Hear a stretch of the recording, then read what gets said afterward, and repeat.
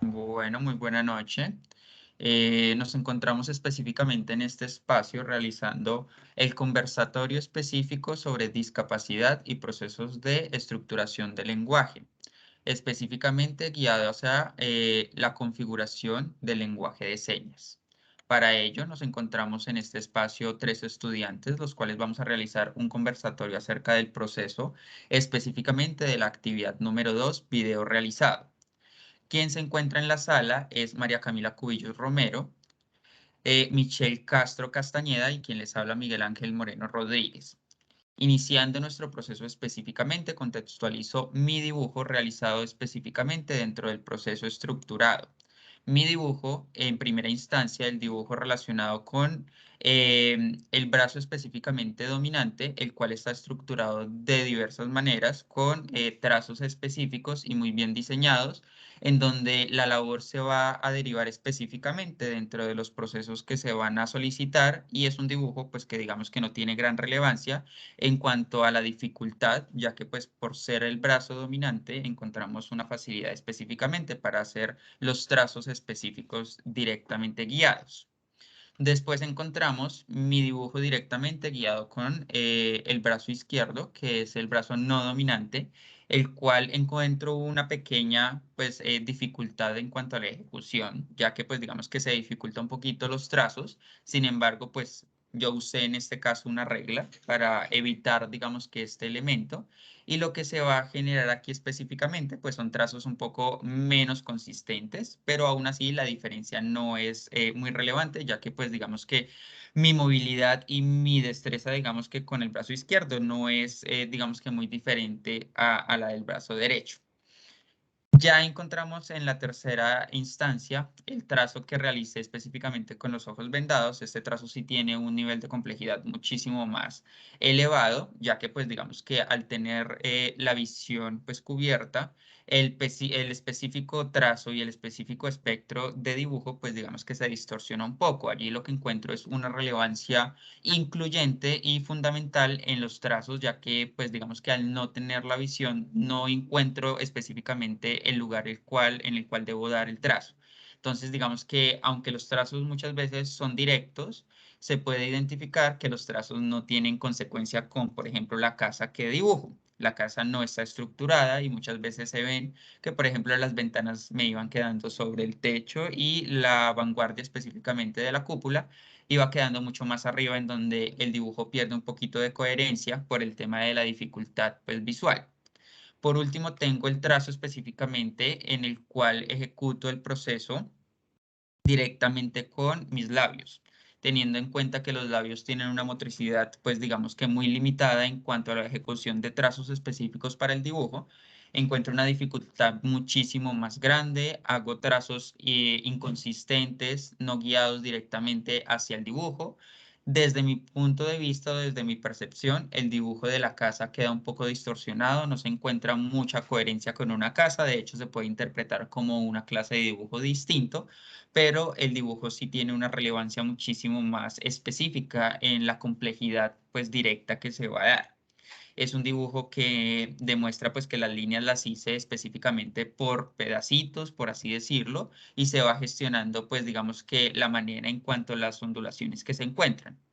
Para ello, específicamente puedo dar en una configuración específica y en un elemento muy fundamental de todo lo que se desarrolló en esta actividad y es la complejidad que presenta cada una de las personas que presenta una discapacidad específica. En este caso, pues una discapacidad auditiva, el cual evita específicamente la comunicación verbal y la comunicación en todo sentido, digamos que para los procesos de comunicación directamente guiados los trazos o en los dibujos. Encontramos que la relevancia que se encuentra en el proceso de educación es muy viable. Encuentro que el tener en un claustro universitario y en general en cada una de las especificaciones de cada uno de los elementos de educación a nivel nacional, eh, la guianza y el proceso específico para guiar el aprendizaje sobre el lenguaje de señas y sobre la discapacidad aún más es de gran relevancia. Vivimos en un país en el cual los procesos de educación no están guiados ni estructurados a un proceso específicamente de enseñanza en el lenguaje y mucho menos para las personas que dependen de un proceso adjunto de una discapacidad adecuada o que presentan una complejidad en su proceso de aprendizaje. ¿Qué se requiere allí? Una fortaleza específicamente en el proceso de enseñanza, unas normatividades que se requieran para el proceso de enseñanza y una especial, digamos que se debe hacer un especial proceso de cognición y un especial proceso de cultura ciudadana en cuanto a los padres y familiares que van a rodear a una persona que sufre de algún tipo de discapacidad, ya que la sociedad colombiana no está preparada para los retos que trae la enseñanza específicamente del lenguaje de señas y aún más el enfrentar una discapacidad adversa que se va a presentar directamente en los procesos de enseñanza y pues aún más que va a afectar precisamente a las personas que presentan algún tipo de discapacidad desde muy pequeños. No estamos preparados para estructurar el proceso, se debe estructurar un proceso mucho más estable, se debe dar un proceso mucho más estable y se debe gestionar una enseñanza muy estructurada para que se garantice que desde las etapas menores de la infancia se pueda gestionar un proceso de aprendizaje duro, específicamente guiado hacia la enseñanza de una cognición mucho más estructurada, mucho más específica y mucho más guiada hacia la mejora continua de cada una de las personas que presentan una discapacidad absoluta.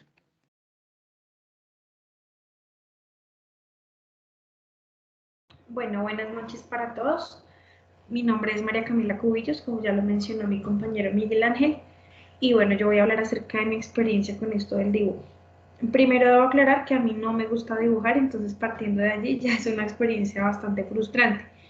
El primer dibujo lo hice pues con toda la calma del mundo, afortunadamente con la mano derecha, que es con la que tengo pues la destreza dominante. Allí pues digamos que fue fácil hacer el dibujo y digamos que hasta allí no hubo mayor complejidad. Puedes pasar la imagen, por favor. Ya en la segunda imagen, al tener que hacer uso de la mano izquierda, pues no es tan complejo porque pues afortunadamente logro manejarla bien.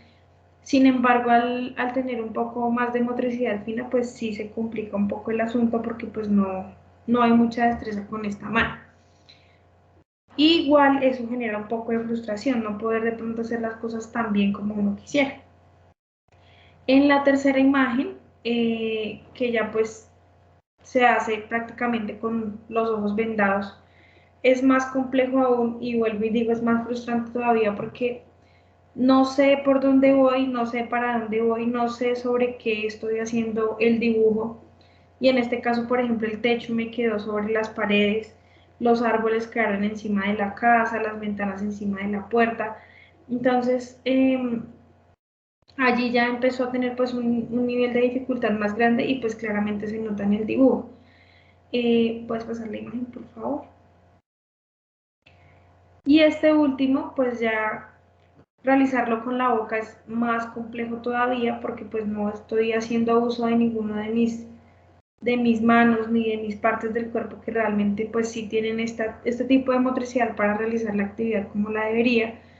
Eh, entonces no puedo hacer uso de los brazos, de las manos, no puedo hacer uso de mis ojos, no tengo a alguien que me esté comunicando a mi lado que por dónde voy, por dónde debo hacerlo, entonces es más difícil todavía. Realmente vuelvo y digo, para mí fue un poco frustrante la actividad porque no salió tan bonito de pronto como uno espera. Y la reflexión más allá de esto es que definitivamente es de admirar a las personas que aún con alguna discapacidad física logran salir adelante, se transportan solas, se bañan solas y crean una independencia absoluta a pesar de pues no tener de pronto todas las partes de su cuerpo completas. Esa es mi reflexión, que definitivamente son personas de admirar. Ya en cuanto al tema de la discapacidad o el lenguaje de señas en la universidad o en el ámbito educativo, siempre he considerado que es algo que debería ser como obligatorio, porque no estamos exentos de tener compañeros que, por ejemplo, no puedan hablar, que no se puedan expresar de manera verbal. Entonces considero yo que le estamos quitando un poco de oportunidades y estamos limitando a estas personas para que puedan comunicarse como todos lo hacemos a diario. Pero también por el tema de la cultura considero que nos falta muchísimo para primero ser empáticos y ponernos en los zapatos de estas personas que no pueden hablar, ¿sí? Porque a veces creemos que como yo puedo hablar, yo puedo estudiar bien así, pues a mí no me importa lo que pueda suceder con el resto. Entonces, partiendo del tema de la empatía, considero que como estudiantes y en las universidades deberían ser más empáticos con el tema.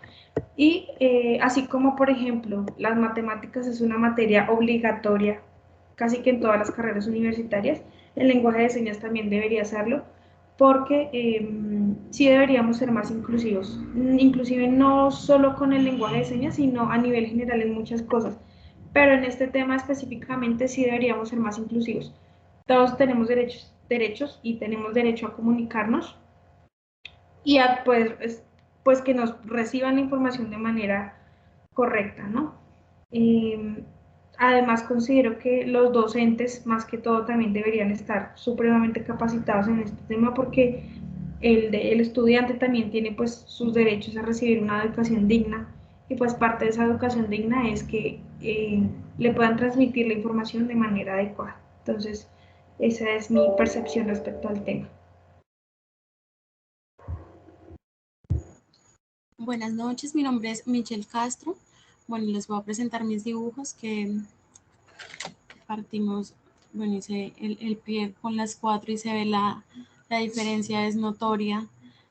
Para el primer cuadro, bueno, mi mano dominante es la mano derecha. No tuve dificultades, no soy experta en el dibujo, pero traté de hacerlo lo mejor posible. Ya para la segunda utilicé mi mano izquierda. Los trazos no fueron muy concisos, pero no se alcanza a ver que es una casa, pues. Ya para la tercera, no, esa es la última, no, ese es el último, Miguel. Ya para la tercera, el hecho de no poder tener, solamente recuerdo que con mis manos traté de ubicar las esquinas del pliego, pero era muy complicado. Yo creía que lo estaba, bueno, que el tema del espacio en el cuadro, en el recuadro, lo estaba utilizando a cabalidad, pero resulta que terminé de hacer la actividad, lo vi y no ocupé básicamente nada del cuadro. Los trazos no eran concisos, no se veía una casa, pues. Ya para la cuarta fue demasiado complicado porque nunca había dibujado con mi boca y, y el hecho de no poder sostener el marcador, de sentir, de sentir que estaba siendo demasiado brusca en el momento de ejercer la fuerza, sabía que no logré lo que debería, lo que la actividad requería, pero a la final me dejó una reflexión muy grande y es estar muy agradecido por, y uno no es lo que dice Cami, uno no se pone en los zapatos del otro, uno no ve más allá y uno siempre está en la posición de la prioridad que nosotros tenemos. Nosotros tenemos, digo, nosotros que estudiamos en la universidad, hay muchas personas que no es por la discapacidad, porque eso no es incapacidad, porque todas las personas deberían tener todas las oportunidades y deberían haber facilitadores para esto. Las universidades deberían tener eh, todo un proceso curricular, deberían tener eh, y nos obstacle, Obstaculizar. obstaculizar eh, el poder aprender, porque hay un porcentaje muy grande de personas discapacitados que quisieran estudiar, pero es que el Estado no les da las facilidades, las universidades no están listas para esto y deberían estarlo. Y ser más incluyente nosotros como estudiantes, como compañeros, profesores y todos.